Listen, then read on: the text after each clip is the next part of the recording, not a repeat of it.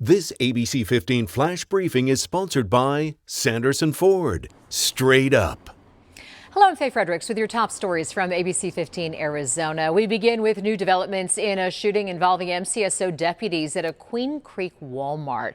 This happened a week ago Thursday. Our Cliff Castle chopper up over the scene. MCSO just releasing new body camera video. From it, we've learned a man inside, now identified as 36-year-old Jacob Packard, claimed to have a bomb in his pants, saying a voice in his head told him about it. When deputies arrived, they evacuated the store, leaving just him and them. Here's part of what happened when deputies first talked to him. When did they tell you that? When you woke up? Just now? You didn't know it was in there before? Eventually, the video shows deputies getting him to lie on the ground, but at some point, Packard gets up and runs away. That's when a deputy fires 4 times, hitting him in the back. We've paused the video before those shots were fired. Packard is alive, still in the hospital. Sheriff Paul Penzone telling ABC 15, quote, "The incident will require a criminal review." We're learning more about why hazmat and DPS were called to Senate President Karen Fann's office on Wednesday. Her office telling us an assistant opened a letter addressed to Senator Fann, and inside what's described as a small amount of substance. No word on what it looked like or what it was, but we're told DPS tests came back negative. Governor Ducey and Republican lawmakers revealing they've reached a deal on a budget earlier this week. It includes about $100 million in new spending for K-12 education. Budget also creates a tax loophole capping the maximum amount wealthy Arizona families would pay to the Invest in Ed tax surcharge, which voters approved in 2020 during that ballot initiative. The budget hasn't been formally introduced into the state legislature yet. Checking in now on the latest on COVID-19 in Arizona. The state reporting 590 cases and 12 new deaths Thursday. On Wednesday, nearly 30,000 vaccinations were administered across the state. Arizona is continuing to slowly but steadily make progress on increasing vaccination rates. Right now, 55% of eligible Arizonans have received at least 1 dose.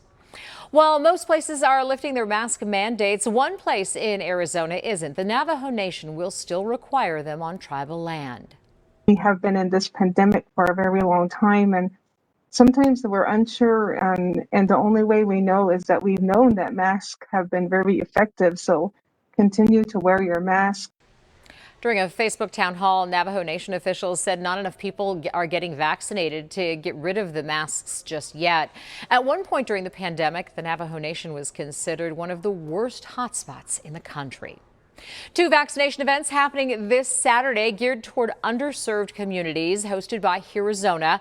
For downtown residents, families can go to the Grant Park Recreation Center from 8 to 2. And in South Phoenix, head to South Mountain Community College between 8 and 4. Walk-ins are welcome. We're all on our phones nowadays, but when was the last time you looked up and appreciated the view? A local artist using her love for drawing to take in the sights around her and create lifelong memories along the way.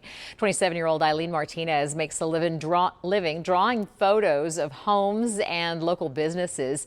She first began using a notepad to document her travels, then started posting the drawings on her Instagram page, Look, See, Draw. Pretty soon, people from all across the valley started asking her to draw the places that mean the most to them. I didn't know how to draw when I first started, and anyone can learn. You just have to take, the time to practice.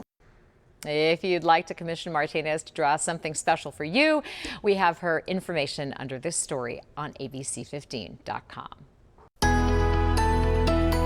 Tracking your forecast, I'm Chief Meteorologist Amber Sullins. Clouds moving in, and we may even see some rain overnight into tomorrow here across the valley and across the rest of central and eastern Arizona as the line of showers moves through our state. The storm system approaching, bringing that moisture, some cooler air, and a lot of wind to Arizona. Here in the valley, we're dropping about 10 degrees tomorrow with highs only in the 80s, so well below normal for this time of year. But afternoon breezes again in play with gusts near 25 miles per hour here in the valley, and gusts closer to 50 miles per hour in parts of northern Arizona tomorrow, where we'll see another round of wind advisories and fire weather warnings because of those high winds and relatively dry air. We get to keep that cooler air around heading into the weekend. We're down to 86 on Saturday, and then we'll see the 90s return as we head into next week, back up to 98 by Tuesday.